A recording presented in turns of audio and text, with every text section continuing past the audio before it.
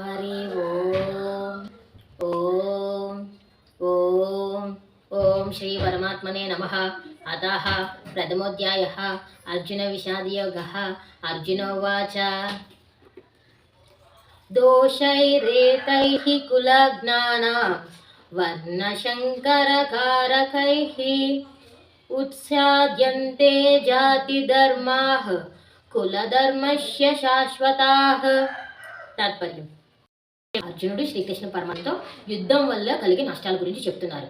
ఏమిటంటే, యుద్ధం జరగడం వల్ల చాలా మంది సైనికులు తమ ప్రాణాలను విడిచిపెడతారు కృష్ణ. అటువంటి టైంలో వారి యొక్క భార్యలు వితంతులు అవుతారు. సో ఎక్కువ మంది చనిపోవడం వల్ల ఎక్కువ మంది వితంతులు అవుతారు. ఒక సమాజంలో వితంతులు ఎక్కువగా ఉంటే ఆ సమాజం అనేది చాలా బాగుదు, సమాజం అనేది క్షీణతకి గురవుతుంది. అలాగే పిల్లలు కూడా అనాథలు అవుతారు. ఎందుకంటే పెద్దవాళ్ళందరూ యుద్ధంలో మరణించడం వల్ల వారి పిల్లలు కూడా అనాథలు అవుతారు. ఇటువంటి నష్టాలు, ఇన్ని పరిణామాలు ఎదురు చూడాల్సి వస్తుంది యుద్ధం జరిగితే. కావున యుద్ధం చేయకపోవడం మంచిది. ఇన్ని నష్టాలు వస్తున్నాయి కదా కృష్ణ యుద్ధం చేయడం వల్ల అని చెప్పేసి చెప్తున్నారు అనమాట. అంటే సైనికులు చనిపోతారు, వాళ్ళు చనిపోతే అతని పిల్లలు అనాథలు అవుతారు. కొన్ని వేల మంది సైనికులు చనిపోతారు కాబట్టి వారి యొక్క భార్యలు వితంతులు అవుతారు. ఎక్కువ మంది వితంతులు ఉంటే సమాజానికి మంచిది కాదు. అలాగే ఎక్కువ మంది చనిపోవడం వల్ల వారి పిల్లలు అనాథలు అవుతారు. కృష్ణ యుద్ధం వల్ల అంతా నష్టమే కలుగుతుంది అని చెప్పి చెప్పారనమాట. అది ఈ శ్లోకం యొక్క తాత్పర్యం. హరి ఓం ఓం ఓం. హరే కృష్ణ.